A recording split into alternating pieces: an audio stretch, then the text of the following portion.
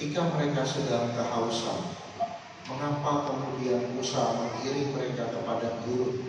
Apakah untuk membinasakan mereka? Mereka lebih suka ketika mereka berada di Mesir dari segala penindasan yang ada, tetapi kemudian mereka tidak mengalami penderitaan seperti yang dialami di padang gurun ini. Bangsa yang tidak mau bersyukur atas apa yang sudah diberikan Tuhan kepada mereka. Bahkan tadi dikatakan di akhir bacaan pertama, adakah Tuhan di tengah-tengah kita atau tidak? Tapi di dalam bangsa ini juga Allah tetap menunjukkan kemahakuasaannya dengan memberikan sebuah mukjizat kepada Musa dan kepada bangsa Israel untuk menghilangkan haus mereka di tengah padang gurun. Atau ketika kita menyimak dengan seksama apa yang terjadi di dalam bacaan Injil tadi, seorang janda, seorang perempuan Samaria yang keluar di tengah hari untuk menimba air, tentu menjadi peristiwa yang jarang terjadi pada masa itu, karena orang menimba air pasti juga di pagi hari atau di sore hari. Tetapi perempuan Samaria ini menimba air di siang hari yang pastinya sangat panas. Tetapi ingin ditunjukkan bahwa perempuan Samaria ini menyadari akan kesulitan hidup yang dia jalani. Dia bahkan tampaknya malu untuk berhadapan dengan orang-orang lain sedang sana, sehingga dia memilih untuk keluar pada siang hari. Tetapi disinilah tampil Yesus yang ingin memberikan sebuah jalan bagi perempuan Samaria ini. Bukan jalan di mana untuk mempermalukan wanita Samaria ini, tetapi pertama-tama untuk memberikan pengampunan kepadanya.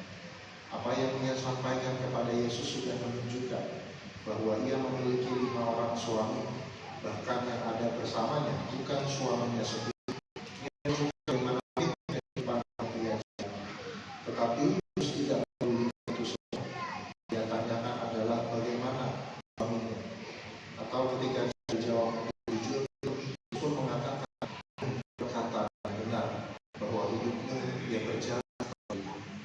Yesus tidak ingin melihat segala masa lalu yang kelam di antara kita. Tawaran oleh Yesus dalam tawaran keselamatan. Saudari dan saudaraku yang terkasih, apa yang menjadi kunci dari bacaan pertama dan kedua tadi ditunjukkan di dalam bacaan kedua yang kita dengarkan hari ini. Pengharapan tidak mengecewakan. Ketika kita menjadi seorang yang beriman, kita diajak memiliki sebuah harapan di dalam kehidupan ini. Seperti bangsa Israel yang tadi kehausan di padang gurun, yang pastinya bisa kita bayangkan tidak banyak air yang ada di sana, tetapi selalu ada harapan yang diberikan ketika kita memohon kepada Tuhan, dan Tuhan memberikan kita air. Selalu ada harapan di dalam kehidupan kita, apapun yang saat ini kita jalani. Bapak Uskup kita selalu mengingatkan kita untuk membedakan apa itu optimis dan berharap.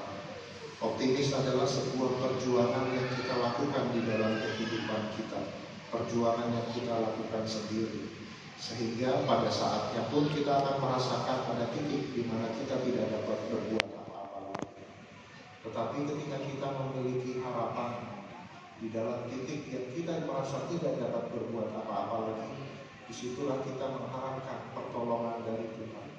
Dan pertolongan Tuhan itu memungkinkan kita untuk melihat cahaya walaupun terasa gelap sekali, memungkinkan kita untuk melihat sebuah celah walaupun kita merasa segala sesuatunya sudah mustahil. Harapan itu membawa kita kepada sebuah secercah atau sebuah jalan keluar di dalam kehidupan, dan itulah yang kita harapkan. Tuhan hadir di dalam diri kita. Sekecil apapun, Tuhan selalu memberikan harapan kepada kita.